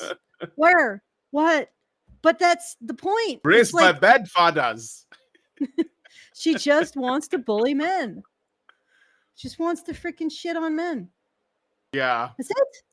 Like, she just wants to take a moment. Just a minute of hate. You remember 1984? Minute of hate. It's a good palate cleanser because he is really funny. But it's just the minute of hate. And it's like, let's trot out the scapegoat. And we're going to have our minute of hate for no apparent reason. Like, negative reason. Like, yep. You could just appreciate this nice moment between two women. No, has to circle back somehow to men. Mm-hmm. Because everything's got to circle back to how men they exist, and that's wrong. Okay. All right. Anyway, so let's we can wrap it up. Okay. All right. So if you would like to send us a message anytime after the show is over, you could do so at feedthebadger.com/justthetip. We will be having our fundraiser available at some point at feedthebadger.com/support. And if you're interested in joining us in a meetup, I think there's also a meetup in Ohio. Wait, where is Dayton? Right? Well, Dayton. Yeah. Dayton on the 16th of August as well. We should probably coordinate this stuff better. But if you're interested in that, does she have the information anywhere? It's called the Mixed Up Meetup, but it's in Dayton on the 16th of August. So there you go. But Hannah will mention it. We'll mention it on the news show and on Thursday as well. So all right. So anyway, 13th of September, Calgary, Alberta, Canada. We have a hotel room block, but it's going to be done on the 8th of this week. So Friday. So if you want to come and have a hotel room, please reserve it soon. And if you have more interest in the details, go to feedthebadger.com/events. All of this is in the low bar. And consider supporting us via whatever method you would like, which would be in the low bar, so we can continue to be astounded at how women can shoehorn condemnation of men into literally everything. Into running. Okay. All right. There you go. All right. I'm gonna poke the voles, and then you just wait 1 second while I poke the voles, just in case, because we may have a super chow or super chat. There is no super chats or super chows. I've read them all. All right. Nope. We got nothing. Oh, wait. 18 minutes ago. Another one from Richard. Let me just double check. Okay. Yeah. So we got all of those ones. All right. So handing back to you, Brian. All right. Well, if you guys like this video, please hit like, subscribe if you're not already subscribed.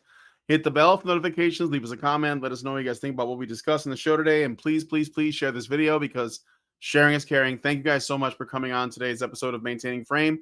And we will talk to you guys in the next one. Men's rights activists are machines, dude. Okay? They are literal machines. They are talking point machines. They are impossible to fucking deal with, especially if you have a couple dudes who have good memory on top of that too. Holy shit, you're fucked.